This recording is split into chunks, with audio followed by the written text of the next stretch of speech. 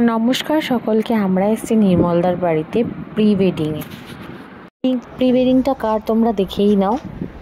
বাইকটাকে মিস করছি। তুই লড়াচ্ছিস কেন? জুতোটা পরে মাথা লাগছে রে।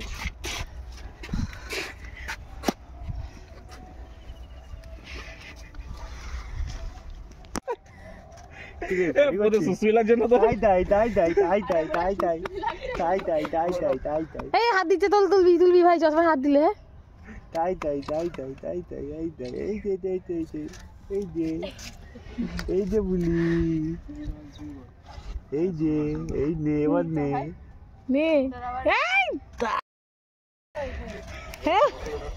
ওদেরকে লোকেশনে ছেড়ে আমরা যাচ্ছিলাম বাজারের দিকে।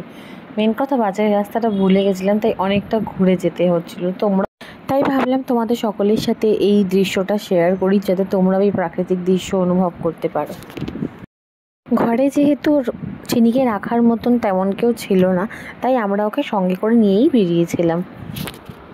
আর এইদিকে ও নিজেই গান গাইতে গাইতে মাঝ রাস্তায় ঘুমিয়ে পড়েছে। তাই আমি ভাবলাম তোমাদের সাথে শেয়ার করি যে ও গরমে কত ভালো ঘুমায়।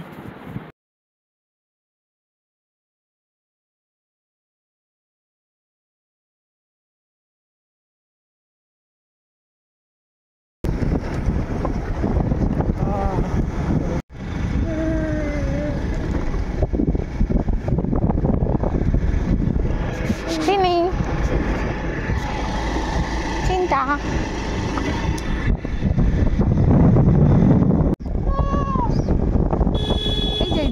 এই যে বাবা, এই দে মা বাবা নিয়ে বেরিয়েছে। এই যে দেখ চিন্টু এই যে আমরা এখন ছাগল ধরতে নেমেছি। সাদাটা তুলবি, সাদাটা। হ্যাঁ, ওই যে তুই চিনিকে নে, আমি ওটাকে নেবো একটু। একটা ফটো তুলে দাও ভাই। আমি তুলছি, দাঁড়া।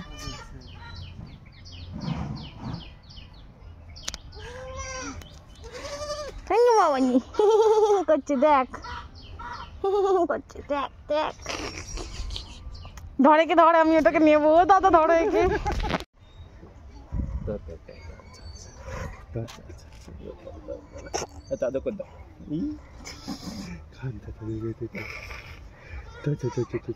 দূর থেকে দেখো মা বাবা আসছে নাকি, নাহলে আবার আমাদের কান ধরিয়ে দেবে।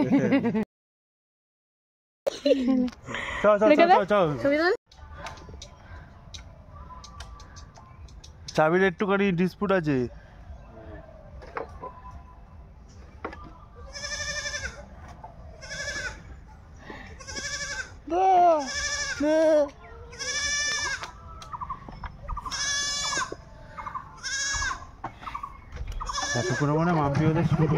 আমরা এসেছিলাম বেগুনকোদর স্টেশনে। এবার আমরা যাচ্ছি সারা রাত কাটানোর পরে। এখানে কোনো ভূত টুত নেই। ডাইনি আছে, শাকচুন্নি আছে। আমার পিছনেই বসে আছে ডাইনি।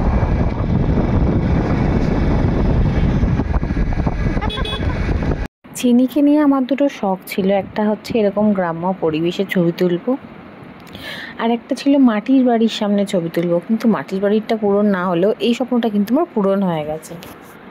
নেক্সট টাইম যখন যাবো নির্মলদার বাড়ি, তখন এই ইচ্ছাটাও আমি পূরণ করে নেব।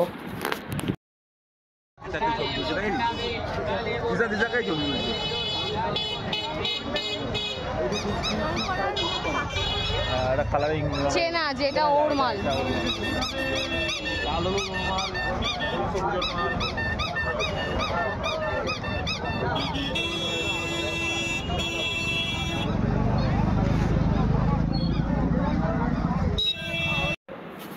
অসম্ভব আওয়াজের জন্য আমি ভিডিওর সাউন্ডটা মিউট করলাম। এখানে আমি ভয়েস ওভার দিলাম। তার কারণ হচ্ছে আমরা গেছিলাম মেনলি ওখানকার সবচেয়ে বড় হাটে, কারণ আকাশের খুব দেশি মুরগি খেতে ইচ্ছা করছিল। তো ওটা একমাত্রই হাটেই পাওয়া যাবে, যার জন্য আমরা গেছি। এবং হাটে গিয়ে আমাদের সাথে একটা বিধ্বস্ত ঘটনাও ঘটেছে, সেটা আমি তোমাদের সাথে ঠিক পরের ভিডিওতে শেয়ার করবো।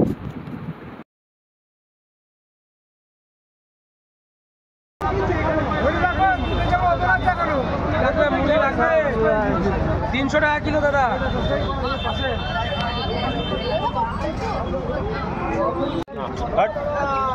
আকাশ ডাক পাখি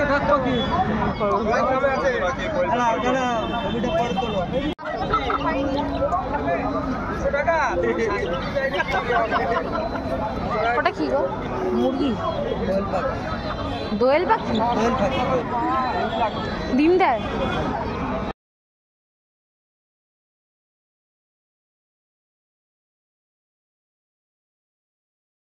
এটা যেদিন আমরা বাড়ি আসছিলাম সেদিন ওর ছবি তোলা হচ্ছিল, কিন্তু আমার মন খুব খারাপ ছিল।